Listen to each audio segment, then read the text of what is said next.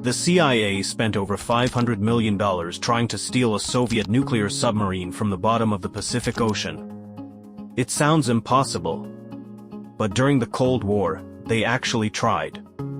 This wasn't just a military operation, it was one of the most ambitious and expensive intelligence operations ever attempted. But why risk a diplomatic firestorm to reach into the abyss? And what exactly did they find down there in the crushing, absolute darkness of the ocean floor? By the end of this mission, the CIA wouldn't just be hunting for a lost submarine, they would be inventing a new way to keep secrets from the world forever. It began with a silent tragedy. In 1968, at the height of the Cold War, the Soviet submarine K-129 vanished without a trace. The Kremlin was paralyzed. They searched for weeks, but they were looking in the wrong place. This was an era defined by the doctrine of mutually assured destruction. Both Washington and Moscow were locked in a desperate race to maintain the ultimate deterrent, the nuclear-armed submarine. The K-129 was a Golf II-class boat, a diesel-electric predator designed to launch ballistic missiles at American coastal cities.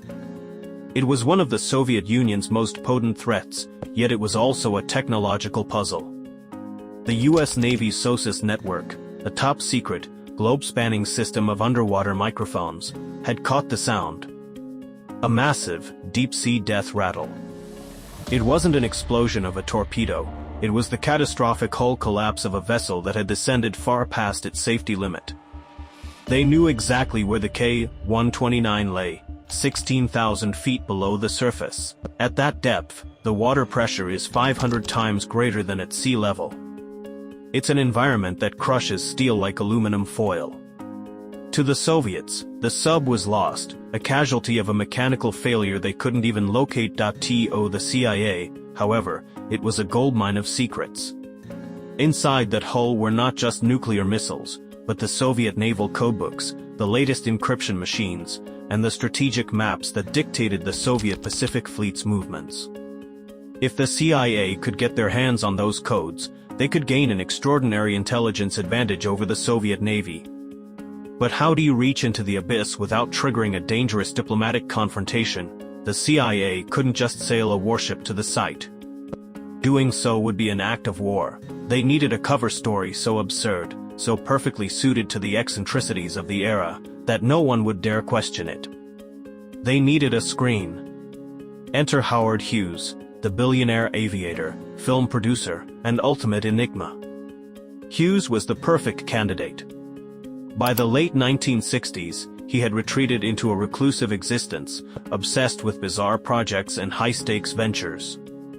The CIA approached him with a proposal that felt like a fever dream. They would provide the funding, the technology, and the manpower, and Hughes would provide the legitimacy. Hughes announced he was entering the manganese nodule mining business.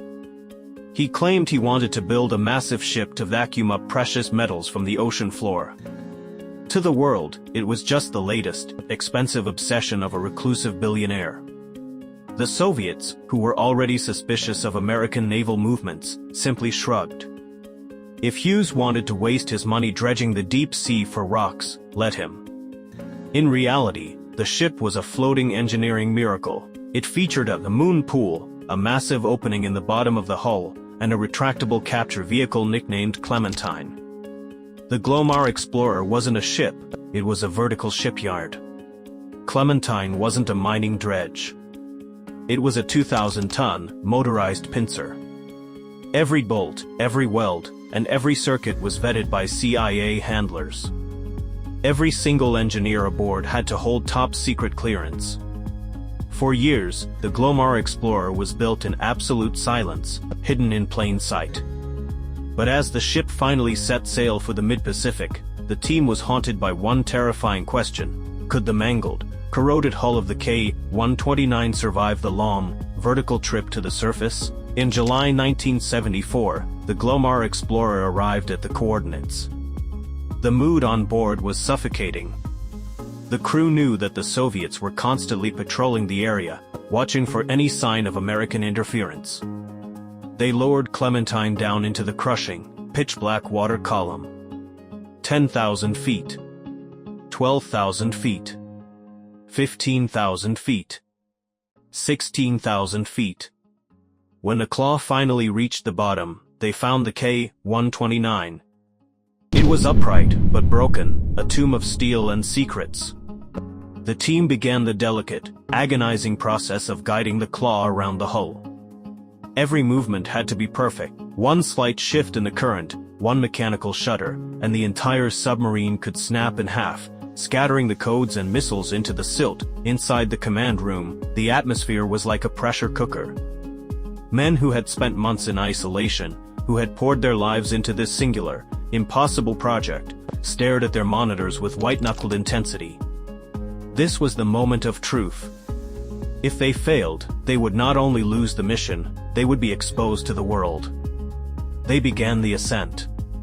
A 2,000-ton object being hoisted 3 miles through the water. It was one of the most ambitious deep-sea recovery attempts ever undertaken. For days, the crew watched the telemetry screens, holding their breath. They were hours away from total victory. But then, the telemetry screen flickered. The tension in the command room became physical.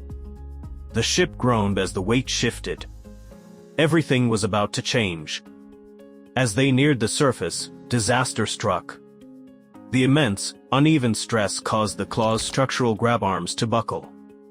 With a violent, bone-chilling shudder, the forward two-thirds of the K-129 broke away and plummeted back into the darkness, vanishing forever into the abyss of the Pacific.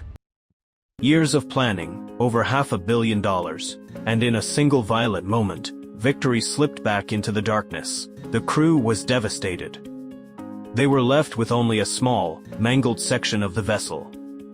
The CIA didn't know it yet, but even that small piece held enough intelligence to change the Cold War. But would they ever get to use it, or would the failure be their only legacy?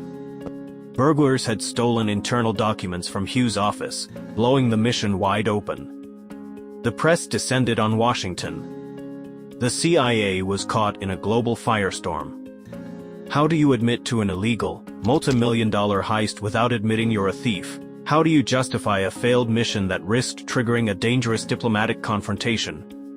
They crafted a phrase that would enter history: "We can neither confirm nor deny the existence of the information requested." It was the birth of the Glomar Response. Every time a government official says, "We can neither confirm nor deny," they are repeating words born from one of the greatest intelligence missions ever attempted beneath the Pacific Ocean.